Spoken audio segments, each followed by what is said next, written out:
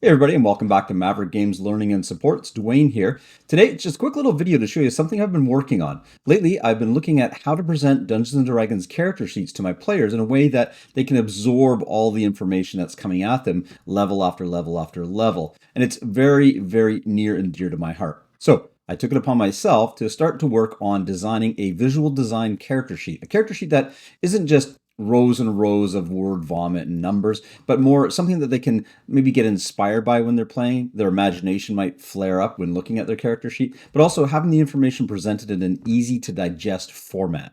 So I present to you my Dungeons and Dragons visual design character sheets. Let's go over it together.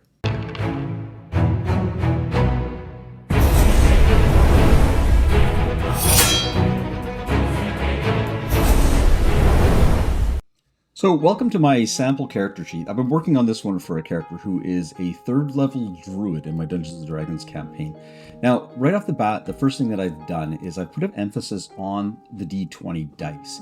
You wouldn't believe how long after playing D&D that players still don't get a firm grasp of which dice to use in any given situation. Now, granted, I am dealing with new players, so that's understandable, but for whatever reason, it doesn't stand out to them that the whole game revolves around D20. So I wanted to create a character sheet that sort of invoked that subliminal sort of hint that, you're going to be rolling D20s a lot. So you'll see that strength, dexterity, and all the abilities there are listed with or drawn with a D20, and the actual modifier that's on the dice is their modifier. I don't have scores. Now, that's a dangerous gamble because I don't really know if we're going to need to know their ability scores, but most of these players will have a DnD Beyond backup of their sheet, so it shouldn't be too big of an issue.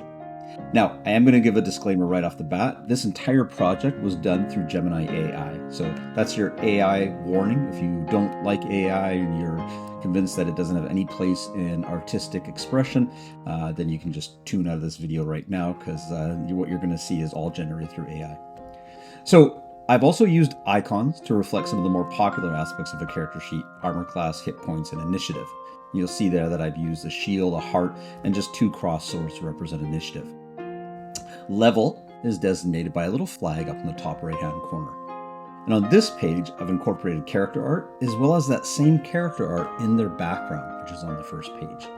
Their name is done in a stylistic fashion, and a little sort of self-aware description of their character starts off.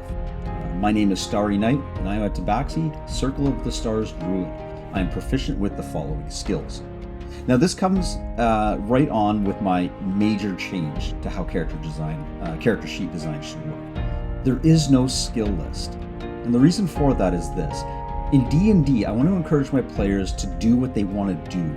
Ask if they can do certain things. I don't want them beholden to a list of skills, and those being the only things they can do, and they have to find a way within those skills to do what they want to do.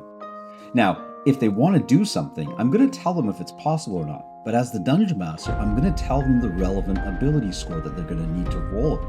So if they want to jump from a rooftop to another rooftop, instead of just saying, yeah, use your acrobatics, I'm going to say that would be a dexterity check.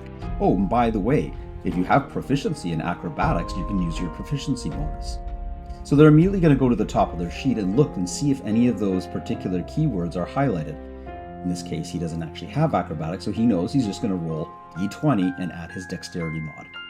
That ties back the knowledge to the fact that all those skills that existed on a D&D Beyond character sheet are really just their ability scores with a proficiency bonus here or there. So I wanted to minimize that whole section, remove it, and just focus on the core elements of a skill system, which is do what you want to do, try whatever you want to try. The DM will tell you if you can do it, and he'll also tell you that if you have a certain affinity or proficiency in something, you'll get a bonus. So another interesting thing about this project is that I've gone and actually created a PDF that has the ability to be interacted with. So in this case, you'll see right there that I have current HP and temp HP. And these are drop downs that I've created right on the character sheet. So the player can actually manage his hit points right here on this sheet. Doesn't need a scrap of paper or anything like that. Likewise with temp hit points. So the next page basically is the equipment and a little subsection on feats.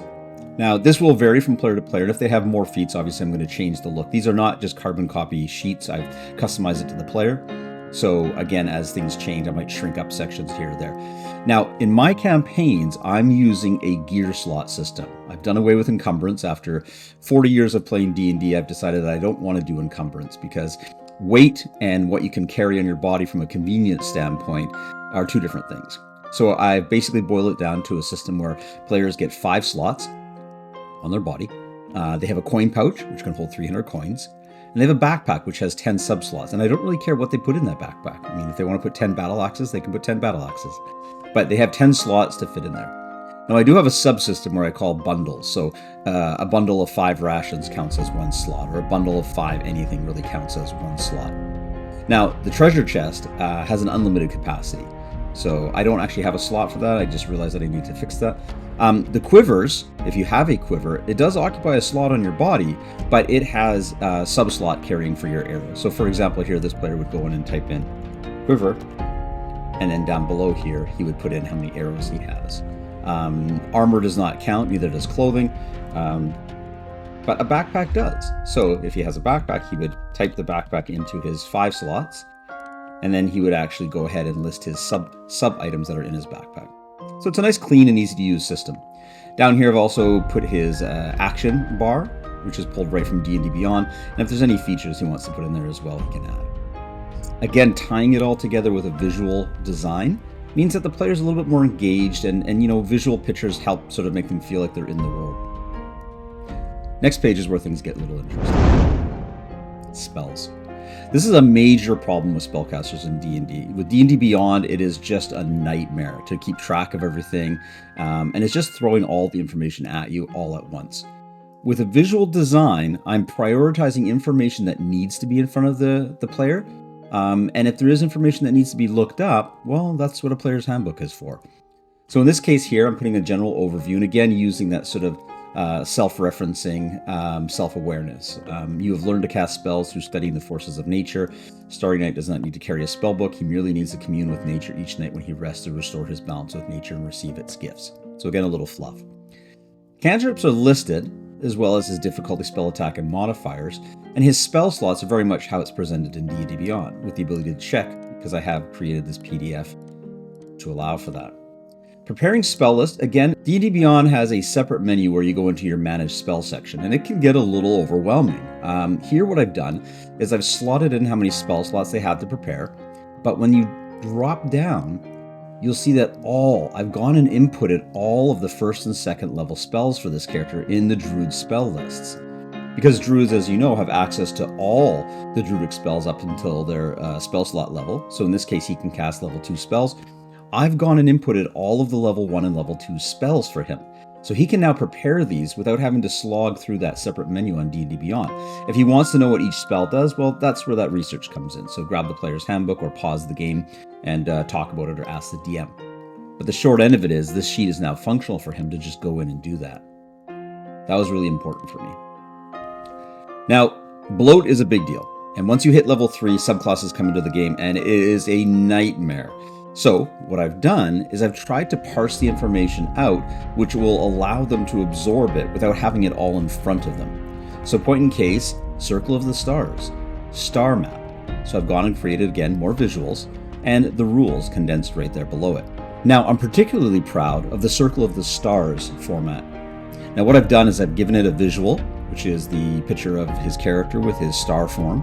And I've also gone and laid out the different star forms or different constellations that exist that he can make use of. And instead of line listing them in yet more text and more scrolling down and reading, I've gone with the format of just attaching sticky notes to each one so that when the player mouses over it or clicks on it, that information will pop up as needed. So for example here, when I hover over Archer, it popped up the information about Archer. When I hover down to here to Dragon, it pops up the dragon and so on. So this way of bringing the information into view when it's needed is better than just having a massive wall of text. And of course, the information about starry form is listed below. Let's go to the final page of the sheet. So again, I've allocated a dedicated page to specific things like wild shape. It's an important part of the Druid character and deserves its own page. All the basic information is listed up as well as his wild shape uses. So again, being able to click on those and select them as he uses them. But again, using the sticky note format, I've gone and created sticky notes for his different forms.